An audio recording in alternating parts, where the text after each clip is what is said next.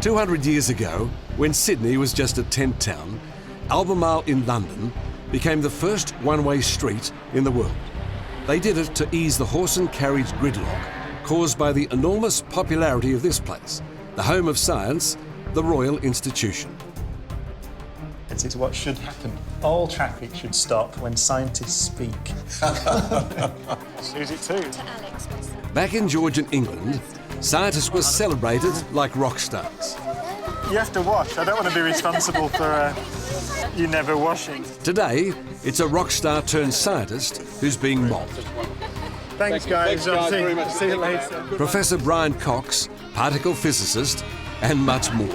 He's a genius. A genius, is he? Thank you very much. You think that scientists should be celebrities as much as sportsmen, or...? Yes. Why would I want the only celebrities to be sports people and actors and pop stars if I think science is more important than sports and film and pop stars? So you're happy to be up there with Ronaldo or up there I with want more of Beckham them. and... Well, not just me, I want more. I mean, there's Sir David Attenborough, of course, there's Stephen Hawking, but you need these people. What's your favourite planet in the universe except Earth? It's good that you said except Earth, because I would have said Earth. This is where Britain's legendary scientists have long hung out. I think at the moment Mars. And today, Brian Cox rightly takes his place amongst them. Is science tricky? We have the image it's hard. We have the image it's old men and it's geekish and it's nerdish. Yeah. And that's a very...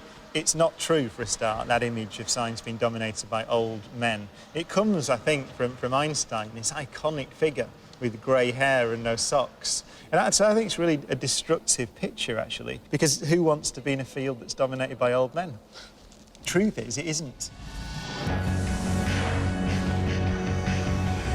In order to understand where we came from, we have to understand events that happened in the first few seconds of the life of the universe. Brian Cox is more than just a celebrity. He's a serious science heavyweight, and he wants to make his own Big Bang. In this single instant, Betelgeuse will release more energy than our sun will produce in its entire lifetime. And what better way than these epic BBC documentaries explaining the last 13 billion years of existence. 10,000 trillion, trillion, trillion, trillion, trillion, trillion, trillion, trillion years. Believe it or not, Brian Cox is 45 years young. But with his mop top and his lean boy band looks... And apparently we've got about 5 minutes before the end of the world. This physics professor can still pass as a keyboard-playing pop star. Which is exactly what he used to be. You're the best thing I ever had. I discovered music really not because I liked playing it. I was never taught an instrument, but I wanted to be a pop star, basically. So I discovered bands, rock and roll. Because of girls? Yeah, partly. The whole thing that goes around rock and roll I liked. And so I learned to play keyboards to be in a band. Can only get better. The science textbooks were cast aside, and the touring began. The band was called D-Ring, best remembered for their #1 hit, Things Can Only Get Better.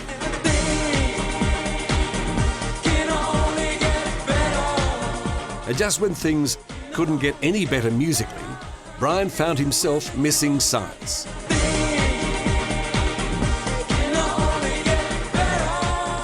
And oddly enough, Australia played a part in getting him back into it. The band went to Australia to do a big tour, and it was that choice to make. It's, do you want to carry on doing a physics degree, or do you want to go and be a pop star in Australia? And I chose the physics degree, and I'm glad I did. But you could have been with the Beatles. The band didn't become the Beatles, though. The band split up shortly afterwards, so it would have been a complete disaster. Wandering through the British Science Museum, crowded with young enthusiasts, Cox is like a kid in a toy shop himself. It's the great thing about these places, that you wander through knowledge. You wander through the history of ideas. He finds the space junk, like the old men on the moon, the astronauts, simply irresistible. Actually, I met Armstrong before he died, and he's the one person I'm absolutely starstruck. And I've never been starstruck before. As a physicist, I'm fascinated by how the laws of nature that shaped all this also shape the worlds beyond our home planet. In his spectacular television series, Cox has done something which TV doesn't normally do. In about the same amount of time it takes this prism block to crumble, the entire star falls in on itself.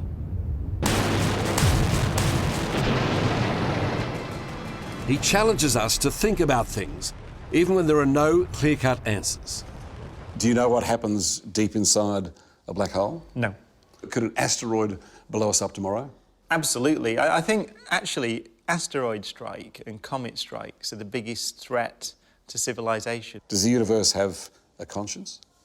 Well, that's a more difficult question because it's an important question because people, we, are physical structures in the universe and we have a conscience, right? So in that sense, in the sense that I am a physical part of the universe, then yes.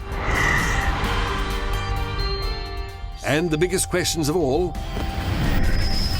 where did we come from and are we alone? You say that we arose from stardust, we are from just dust. Well, we did. I mean, we are the elements out of which we are made, other than the hydrogen, had to be cooked in stars. That blows me away when you say that. It's beautiful. It's very beautiful. But then you look at how that star stuff assembled itself into complex living things, and it took over 3 billion years on Earth. Those stars will burn for billions of years until their voracious hunger for fuel forces them to blow up to become giants. But that's amazing, isn't it? That is absolutely amazing. I often think, actually, that there's a question, are we alone in the universe? And let's say it's in terms of civilizations, are we the only one? Well, if we are, then it makes us unbelievably valuable. But the flip side is also true. If there are other civilizations out there, then our behaviour looks rather idiotic. We're like a little village fighting amongst ourselves. What are we doing? Why are we not one Earth in this sea of civilizations? The only way you can behave as we do, which is myopically, is not to ask the question, are we alone? Just not care about the question. Because the moment you ask it, you find out we're either on our own, in this possibly infinite universe, in which case we better take our responsibilities seriously, or we're not, in which case we better take our responsibilities seriously. Brian Cox has doubled the BBC's science audience, and he's directly responsible for what's now called the Cox Factor. Yeah, I just thought I'd pop in and say hello, really. From primary school kids to uni students, there's a new passion for physics. How many of you think you might be scientists? But forget the fame and the fortune. This professor is driven by a pure, unadulterated love of science. What is this? This is one of the most iconic rooms in the history of science because it's really, it looks like a film set, but it isn't. It's Faraday's laboratory. So this is where Michael Faraday arguably invented the modern world. Cox is in awe of Dr. Michael Faraday, a humble chemist who in this room helped produce the electric motor, the generator, and discovered the world of electromagnetic fields. It shows you what science and engineering are about, right? And if you have a vision and you passionately believe that progress comes from investigating nature, it's embodied in this building.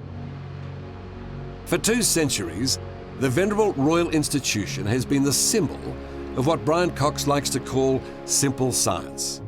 But what makes this mild-mannered physicist angry is when politics dirties the truth. But are we changing the climate of our planet?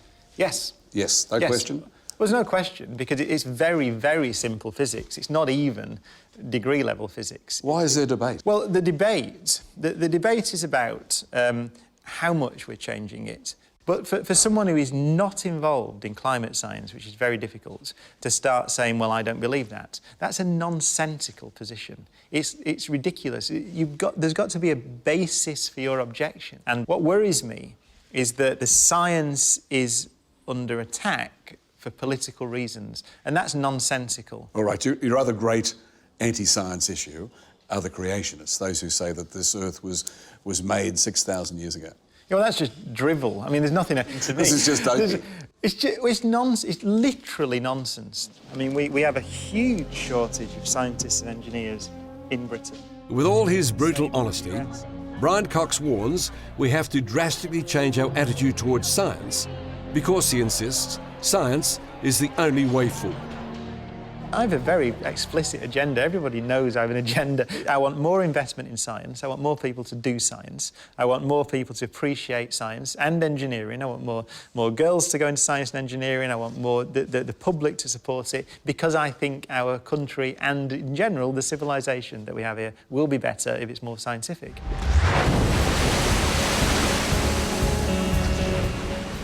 Brian Cox is clearly a man on a mission. That's so cool.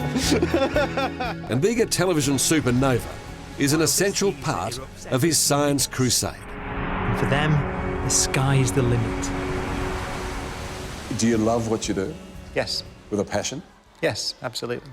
Do you accept credit for making geeks cool and nerds acceptable? The part of it, I suppose, the geek is now a badge of honour, as it should be. Hello, I'm Liz Hayes. Thanks for watching. To keep up with the latest from 60 Minutes Australia, make sure you subscribe to our channel. You can also download the 9 Now app for full episodes and other exclusive 60 Minutes content.